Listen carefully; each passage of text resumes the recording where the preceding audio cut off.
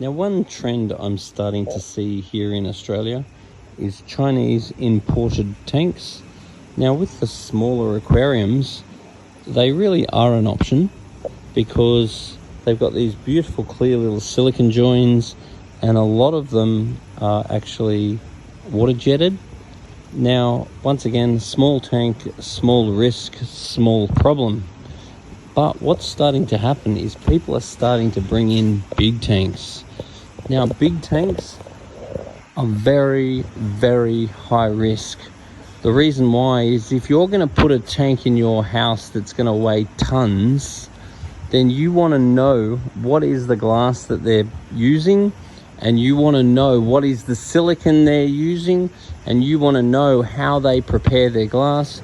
And in a perfect world, you really want the glass stripped to increase strength, because if you go buying a big tank from China and it is water jetted, then the silicon will not adhere as well to the water jet, and the quality of the silicon they use can be questionable. For example, there are some types of silicons that you can use to put a fish tank together that will literally only last for a few years.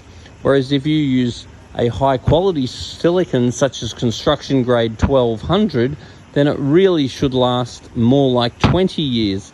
The other big thing too is the humidity when the tank is built, and also the way that the glass is prepped. If you don't prep the glass properly and put enough silicon in those joins and really make sure there really actually is a silicon join, that's where all your strength comes from.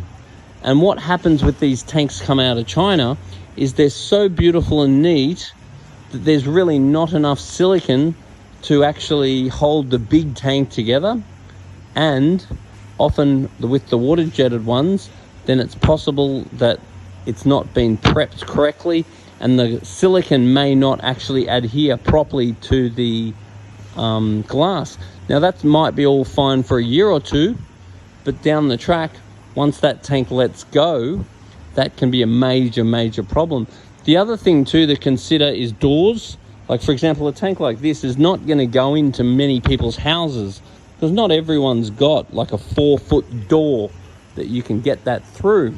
So bear that into consideration. Also with a lot of the big tanks is that they're so bloody heavy. So I've had various customers lately that have imported tanks from China only to find that either they can't get it in the door or the tank's so bloody heavy that they just can't maneuver it in any way, shape or form. So once again, here at Majestic Aquariums, we will build the tank, and we often actually build it on site. So we actually build it on the stand in location, so we don't get all of the moving problems and the moving risk. Because the other thing to be aware of with these tanks is that the risk involved with moving these things around is significant. So it requires very specialized skills and a lot of risk. So just be aware that if you're thinking of importing a tank from China, it's all very well. You might end up with a cheap tank, but the risk is very high. And also don't go thinking that you've got anything to come back on them, because you don't. If you go flooding your lounge room, it's all on you. They ain't going to answer your email, I promise you. I've had customers literally in tears that have had their whole lounge room destroyed trying to get a cheap tank. So basically at the end of the day, a cheap tank is a cheap tank. And the thing that you don't realize that you're buying, particularly with a very large aquarium, is the risk. If you are going to buy a Chinese tank, I'd be looking for a brand name.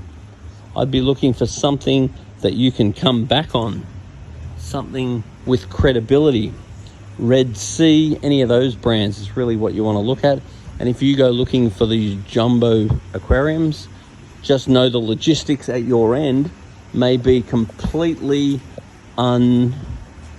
unworkable and risky.